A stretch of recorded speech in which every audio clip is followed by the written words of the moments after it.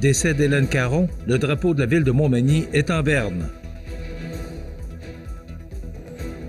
Le gagnant du concours Montmagny Vol Direct, maintenant connu. Un meuble de l'église de Notre-Dame de Liesse classé objet patrimonial.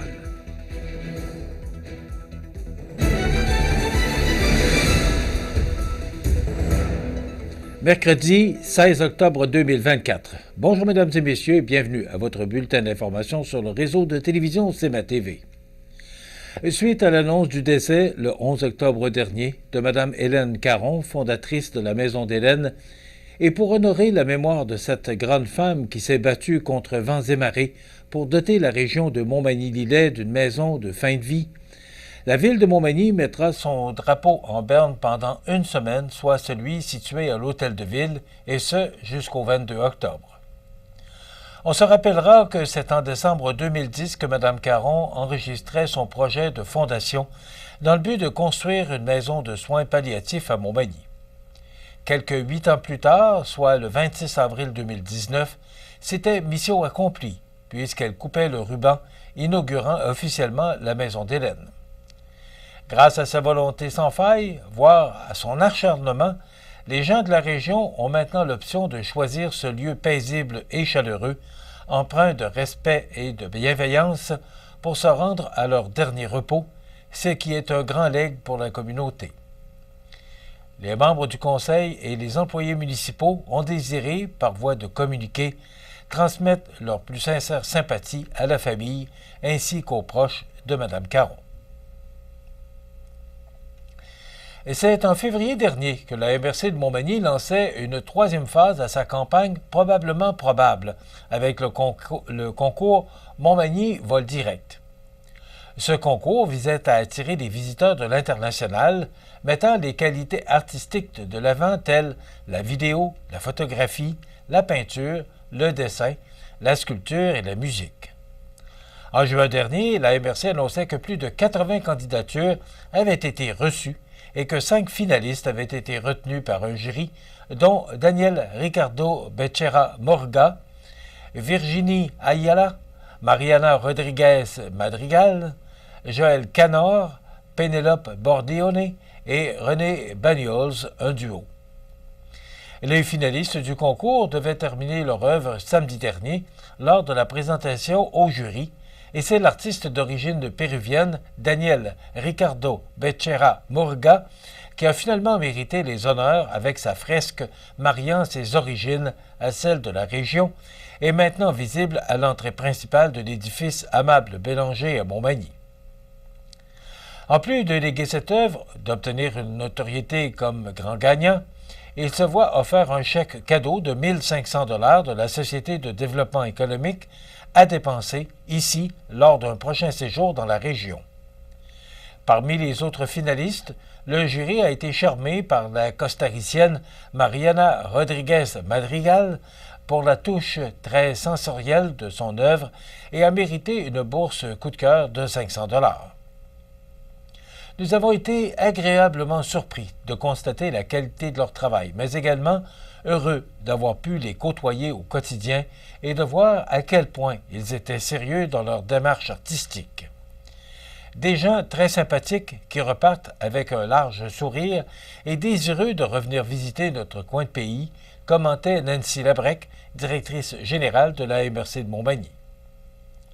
Les différentes créations artistiques réalisées dans le cadre du concours pourront être utilisées par la MRC de Montmagny pour faire la promotion de son territoire, la MRC ayant investi un montant de 50 000 $ pour la mise en œuvre du concours Montmagny Vol Direct.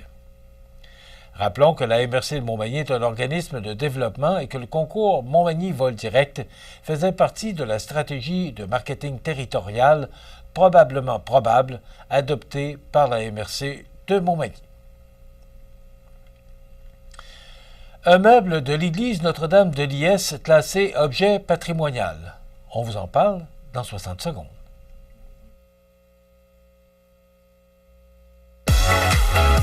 Atelier Décor Mercier, c'est une boutique tendance offrant des produits de couvre-plancher, décoration intérieure et d'accessoires de salle de bain. Profitez de nos promotions sur un immense choix de stores. Atelier Décor Mercier à Montmagny ou décormercier.ca. CMA TV agrandit son rayonnement de diffusion.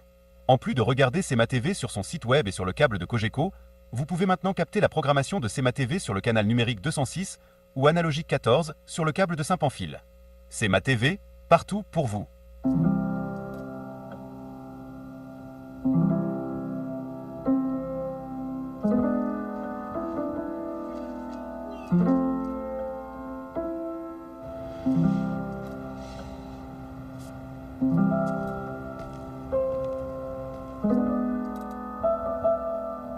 Votre présence est discrète, votre impact est concret.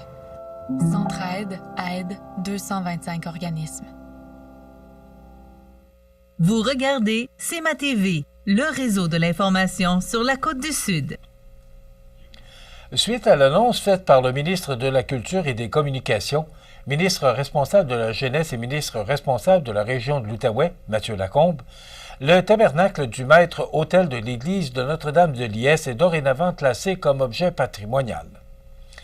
En effet, le tabernacle du maître-autel, conçu et réalisé vers 1704, a été commandé cette même année par François Delajoux, architecte des Augustines de l'Hôtel-Dieu de Québec. Importé en Nouvelle-France en 1716, il est destiné à orner la chapelle extérieure des religieuses. Le meuble est sauvé des flammes lors de l'incendie qui a détruit la chapelle du monastère en 1755. L'année suivante, les Augustines le vendent à la fabrique de la paroisse Notre-Dame de Liesse à Rivière-Ouelle, l'une des plus anciennes paroisses du Bas-Saint-Laurent. Ce tabernacle, encore aujourd'hui conservé dans cette église, témoigne de l'importance de ce meuble liturgique et de l'importation d'œuvres religieuses pour soutenir les pratiques spirituelles de la colonie. Il s'agit d'un des rares exemples subsistants du tabernacle de régime français importé de France et le seul dont l'auteur est identifié, soit Philippe Hulot, vers 1660-1725, membre de l'Académie de Saint-Luc et sculpteur du duc d'Orléans à Paris. Le meuble, en chêne, se distingue par sa qualité d'exécution, son riche décor sculpté et ses colonnettes d'ordre ionique. Il a servi de modèle aux sculpteurs établis en Nouvelle-France et a influencé leur production artistique. Modifié légèrement au fil des ans, le tabernacle a retrouvé son volume d'origine lors d'une restauration effectuée par le Centre de conservation du Québec de 2019 à 2021. Le tabernacle du maître-autel de l'église Notre-Dame de Liesse constitue ainsi une œuvre importante dans l'histoire de l'art du Québec. La désignation du tabernacle du maître-autel de l'église Notre-Dame de Liesse comme objet patrimonial nous rappelle l'importance de préserver notre patrimoine religieux. Cet ouvrage, d'une grande beauté et d'une valeur exceptionnelle, reflète le savoir-faire de nos artisans et rappelle un chapitre important de notre histoire, a commenté Mathieu Rivet, adjoint parlementaire au ministre de la Culture et des Communications. Rappelons que le Centre de conservation du Québec a été créé le 1er avril 1979 et fait partie intégrante du ministère de la Culture et des Communications depuis le 1er avril 2016.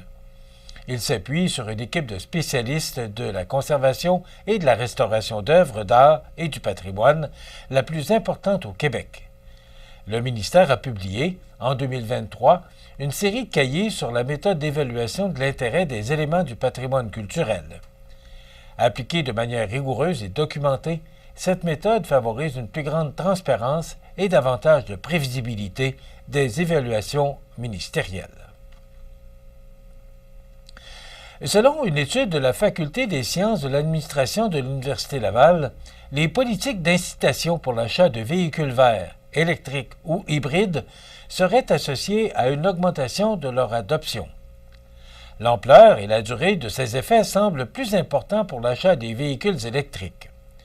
Selon le professeur Julien Lépine, l'un des auteurs de l'étude, les incitatifs à l'achat des véhicules zéro émission augmentent leur adoption de plus de 113 %, comparativement à 81 % pour les voitures hybrides. Pour dégager ces tendances, l'équipe a étudié les données d'une trentaine de pays européens de 2012 à 2021. L'analyse faite dans l'article montre l'effet significatif du soutien financier à l'achat. Le coût d'achat semble donc critique pour les consommateurs, résume le professeur Lépine. La recherche compare les effets des politiques d'incitation à l'achat à ceux des avantages économiques liés à la possession d'un véhicule vert, tels que des rabais sur le stationnement, l'accès gratuit à des routes à péage ou un rabais sur l'immatriculation. Ces mesures n'avaient aucun effet, aucun incitatif à l'achat observé sur une période d'au moins 4 ans.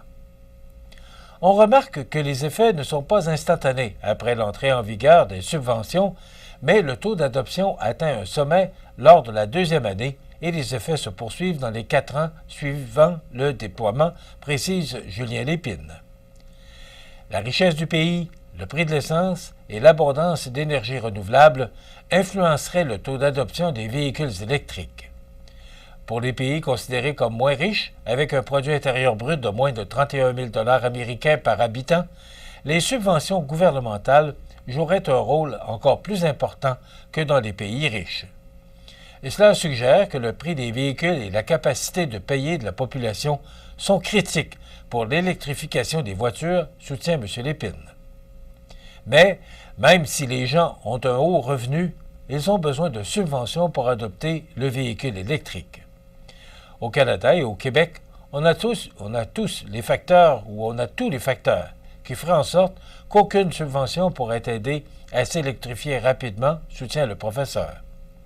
Quant au prix de l'essence, aucun effet n'est observé. Selon les résultats, augmenter le prix de l'essence ne ferait pas nécessairement en sorte que les gens achèteraient plus de véhicules électriques, rapporte Julien Lépine. L'étude aborde les véhicules personnels, mais les mêmes observations pourraient s'appliquer aux véhicules lourds. Les sports, présentés par Groupe Corriveau, entrepreneur électricien et plomberie, un appel, 4 services. Groupe Corriveau à Montmagny, 88 248 8992, votre solution. Vous avez des projets de construction ou de rénovation? Pensez Groupe Corriveau, entrepreneur électricien et plomberie. Un appel, 4 services, 88 248 8992, Groupe Corriveau à Montmagny ou groupecorriveau.com. La solution pour du travail bien fait.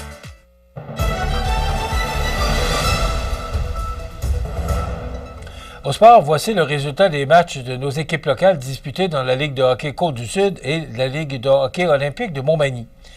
D'abord, du côté de la Ligue de hockey Côte-du-Sud, le Décor Mercier a inscrit un gain de 9-6 sur le Family Prix de Saint-Joseph vendredi soir à l'Aréna de Montmagny. Samedi soir, les Hunters de Saint-Prosper procédaient à leur ouverture locale en recevant la visite du Décor Mercier. Les Manimontois ont gâché la fête en l'emportant par la marque de 6-3 au centre récréatif des Jardins. Du côté du pavage Jéricho, samedi soir à l'Aréna J.E. Métivier de Saint-Damien, Saint-Jean-Port-Joli a inscrit 5 buts lors des 2 premières périodes, en route vers un gain facile de 6-2 sur le Plastic Moore de Saint-Damien, qui subissait un 2e revers de suite devant ses partisans. Dans la Ligue de hockey olympique, maintenant, le hockey pneu rencontrait le restaurant La Rive, match à sens unique pour le hockey pneu André Ouellette avec une victoire de 4-1 contre le restaurant La Rive. Dans l'autre match, le bon début de saison du groupe MG s'est poursuivi avec une 4e victoire consécutive contre Armoire Mathurin au compte de 6-2.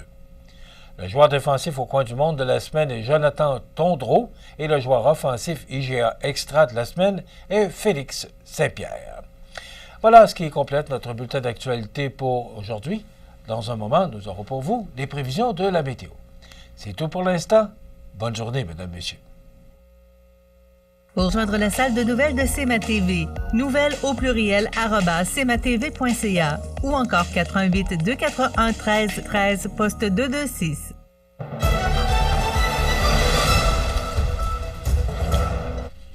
Alors, à la météo, la pluie semble vouloir s'éloigner de nous et nous apporter du beau temps. On aura une séquence de beau temps d'ailleurs, et si on regarde l'image de satellite, c'est encore un peu nuageux, mais ça devrait se dissiper là, au cours des prochaines heures.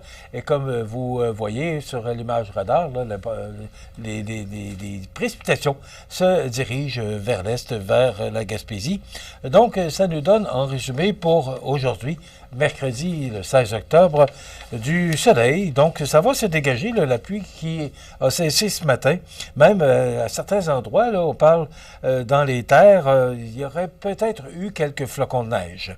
Vent devenant du nord-ouest à 20 km/h ce matin, maximum de 11 degrés. Ce soir et la nuit prochaine, ciel dégagé, vent devenant du sud-ouest à 20 km/h après minuit, minimum de 3 degrés. Si vous avez une chance de voir les montagnes ce matin du côté nord du fleuve Saint-Laurent, c'est vraiment magnifique. Demain jeudi, soleil, maximum de 11. Vendredi, soleil, maximum de 12. Ça continue à se réchauffer pour samedi avec un maximum de 14 sous le soleil. Et pour dimanche, du soleil avec un maximum de 16 degrés. Les normales de saison, ce temps-ci de l'année, sont de 9 le jour, 0 la nuit.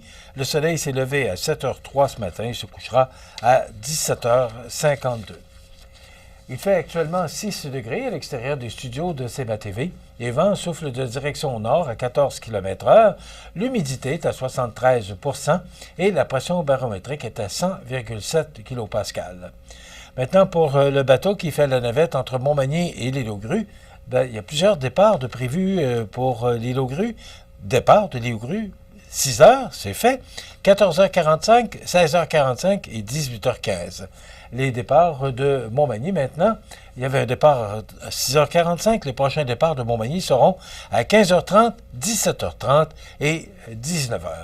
Ben voilà, c'est du beau temps, une belle séquence de beau temps, du moins jusqu'à dimanche, si nos météorologues nous disent la vérité, ce qu'ils font normalement, mais ils peuvent se tromper.